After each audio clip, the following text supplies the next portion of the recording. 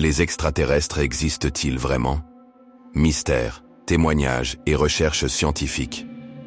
Imaginez un instant que vous regardiez le ciel étoilé et que soudain, une lumière étrange traverse votre champ de vision, une forme inexpliquée qui défie toute logique humaine.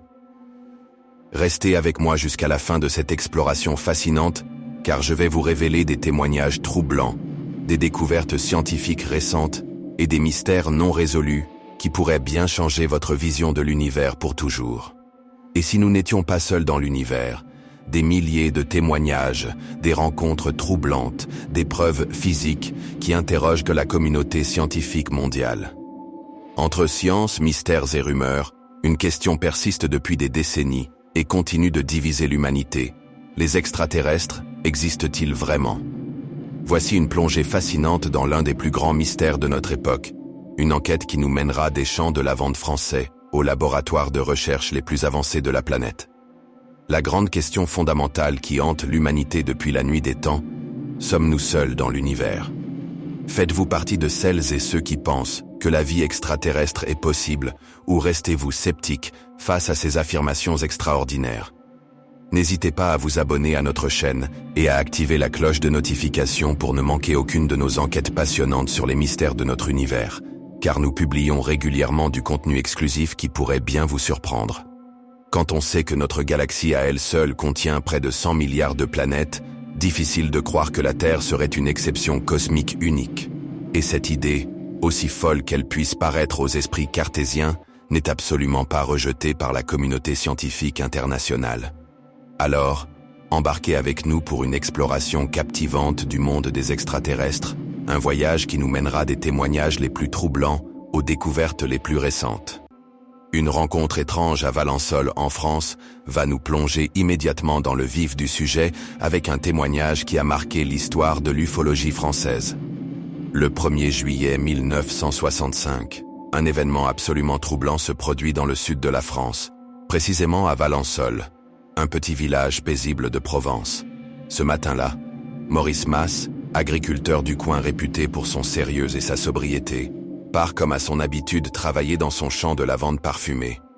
Il est 6 heures du matin, le ciel provençal est parfaitement dégagé, la routine quotidienne d'un homme simple qui ne s'attend certainement pas à vivre l'expérience la plus extraordinaire de sa vie. Mais ce jour-là, quelque chose d'absolument étrange et inexplicable va se passer dans ce champ apparemment ordinaire. Alors qu'il s'apprête à désherber tranquillement ses rangées de lavande, Maurice entend soudain un sifflement aigu et métallique qui déchire le silence matinal. En scrutant attentivement les environs avec ses yeux d'agriculteur habitué à observer la nature, il aperçoit un objet métallique brillant posé à environ 60 mètres de sa position. Il pense d'abord logiquement à une voiture garée dans son champ, peut-être des visiteurs matinaux ou des promeneurs égarés.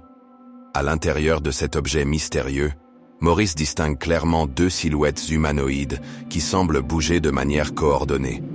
Curieux par nature et désireux de comprendre ce qui se passe sur sa propriété, Maurice décide de s'approcher prudemment de cette apparition matinale. Et à une dizaine de mètres seulement, la réalité dépasse complètement la fiction.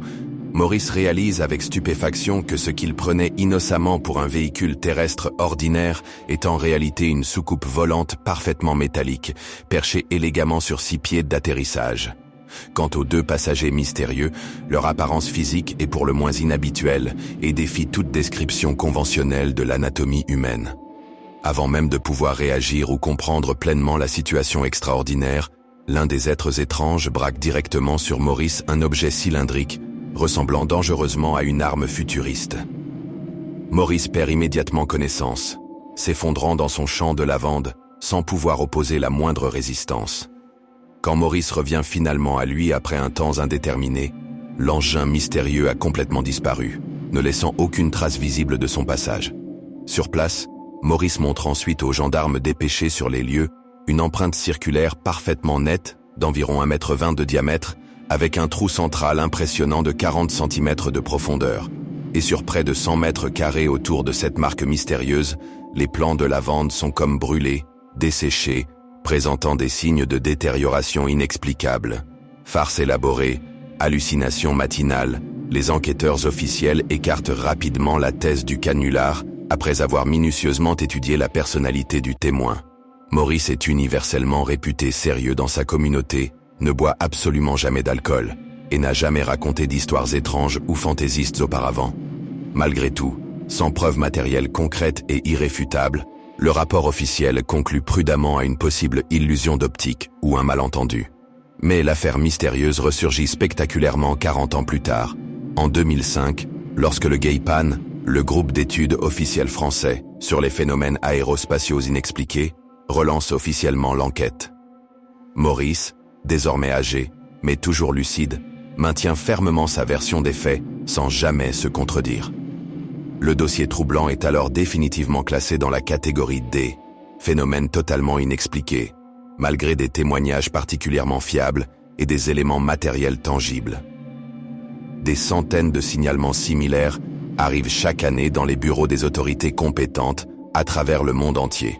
Le GAIPAN français recense méticuleusement chaque année plusieurs centaines de cas absolument similaires provenant de témoins variés. En 2021, pas moins de 600 témoignages troublants ont été officiellement recueillis. Apparition d'objets volants étranges, formes lumineuses inexpliquées, soucoupes métalliques. Mais jusqu'ici, aucune preuve formelle et scientifiquement validée d'origine extraterrestre n'a malheureusement pu être définitivement démontrée par les chercheurs. Malgré cette absence de preuves tangibles, en France, une personne sur 10 reste fermement convaincue que la vie intelligente existe bel et bien ailleurs que sur notre planète Terre. À quoi ressemblent exactement ces mystérieux visiteurs selon les nombreux témoignages recueillis à travers le monde? Ceux qui affirment sincèrement avoir vu des extraterrestres les décrivent souvent de manière remarquablement similaire et cohérente. 2 bras articulés, 2 jambes fonctionnelles, une tête disproportionnée aux yeux immenses et expressifs, et 4 doigts caractéristiques par main. Un détail anatomique revient très régulièrement dans tous les témoignages, une tête sensiblement plus grosse que la normale humaine, suggérant peut-être un cerveau développé. Et contrairement aux idées reçues populaires, ils ne sont absolument pas verts comme dans les films de science-fiction hollywoodiens. Cette idée colorée vient directement de vieux romans de science-fiction classiques, notamment A Princess of Mars, publié en 1912, et The Green Man, sorti en 1946. En réalité objective, la grande majorité des descriptions détaillées les présentent plutôt dans des tons gris neutres et métalliques. Les petits gris représentent indéniablement les plus célèbres de ces descriptions récurrentes dans la littérature ufologique mondiale. Ce sont Betty et Barney Hill, un couple américain ordinaire qui décrivent pour la toute première fois ces fameux petits gris dans les années 60 révolutionnaires.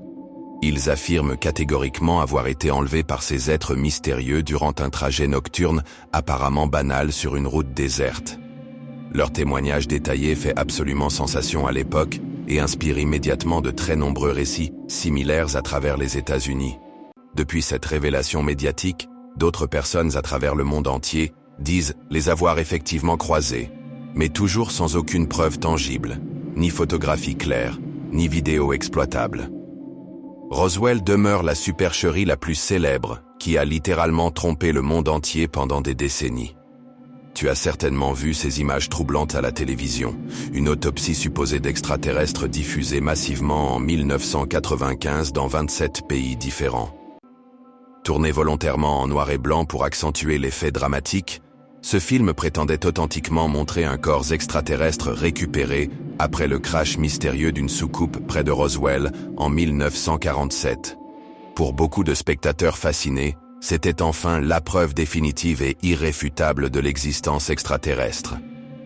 Sauf que la réalité est beaucoup plus prosaïque. Tout était complètement faux, un mannequin sophistiqué en caoutchouc, fabriqué méticuleusement par un sculpteur professionnel, et mis en scène théâtralement par un producteur britannique ambitieux, Ray Santilli. Résultat financier de cette mystification, un canular particulièrement lucratif qui a rapporté plus de 7 millions d'euros de recettes mondiales. Et la science officielle dans tout ce déferlement de témoignages et de supposées preuves extraterrestres. Les scientifiques sérieux n'écartent absolument pas l'idée théorique d'une vie extraterrestre quelque part dans l'univers. Mais avant de chercher activement des civilisations technologiquement avancées, ils recherchent méthodiquement des formes de vie microscopiques. Sur notre planète Terre, la grande majorité des formes de vie répertoriées sont effectivement microscopiques, bactéries diverses, virus multiples, champignons variés. Pour en trouver logiquement ailleurs dans l'univers, plusieurs conditions environnementales strictes sont absolument nécessaires et non négociables. Une planète rocheuse stable comme notre Terre, de l'eau pure à l'état liquide permanent, une distance géographique idéale de son étoile, ni trop chaude, ni trop froide, une atmosphère naturellement protectrice contre les radiations cosmiques, un champ magnétique puissant pour bloquer efficacement les rayonnements spatiaux nocifs. Aucune planète connue de notre système solaire ne coche malheureusement toutes ces cases vitales simultanément. Mais ailleurs dans l'immensité de l'univers, les possibilités demeurent mathématiquement infinies et statistiquement probables. Les exoplanètes représentent désormais de nouvelles candidates particulièrement prometteuses pour la recherche de vie extraterrestre. Le 6 octobre 1995, 2 astronomes suisses découvrent historiquement la première exoplanète confirmée, 51 Pégasi b, située à 50 années-lumière. Depuis cette découverte révolutionnaire, près de 5000 exoplanètes ont été officiellement identifiées et cataloguées par les télescopes spatiaux. Mais seule une quarantaine semble théoriquement offrir des conditions environnementales favorables au développement de la vie. La plus proche géographiquement, Proxima Centauri b, découverte récemment en 2016 par les astronomes européens. Elle est précisément située à 4,3 années-lumière de notre Terre, ce qui représente concrètement plus de 100 millions de fois la distance Terre-Lune.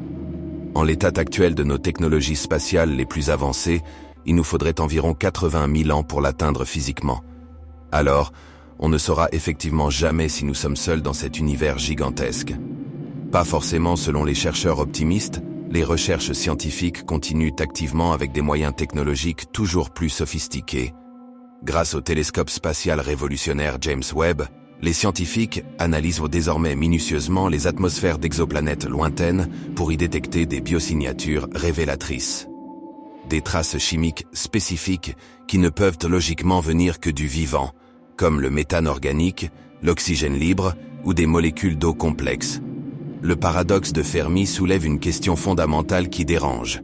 Où sont-ils exactement?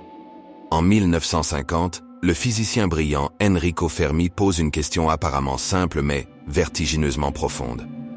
Si des civilisations intelligentes existent statistiquement dans l'univers, pourquoi ne les avons-nous jamais directement rencontrées? Ce paradoxe intellectuel repose sur un fait astronomique indiscutable. L'univers est incroyablement vieux, très très vieux. Notre système solaire compte 4 milliards 500 millions d'années, contre 13 milliards 800 millions pour l'univers tout entier. Une civilisation extraterrestre plus ancienne aurait eu largement le temps nécessaire de voyager dans toute la galaxie, même à vitesse relativement faible. Alors, pourquoi ce silence cosmique assourdissant et cette absence totale de contact? Serions-nous effectivement et dramatiquement seuls dans cet univers infini? Des messages technologiques ont été délibérément envoyés dans l'espace intersidéral par les scientifiques terrestres. Loin de se décourager face à ce silence, les scientifiques ont déjà tenté courageusement de contacter d'éventuels voisins galactiques intelligents. Depuis 50 ans, une vingtaine de messages radio ont été méthodiquement envoyés dans l'espace profond. Le tout premier message historique, en 1974, depuis Porto Rico, à destination de l'amas d'Hercule, situé à 22 000 années-lumière. S'il y a effectivement quelqu'un là-bas pour recevoir notre message, il ne le recevra que dans exactement 22 000 ans. Croyance populaire ou science rigoureuse, le débat fondamental continue de diviser la communauté scientifique et le grand public.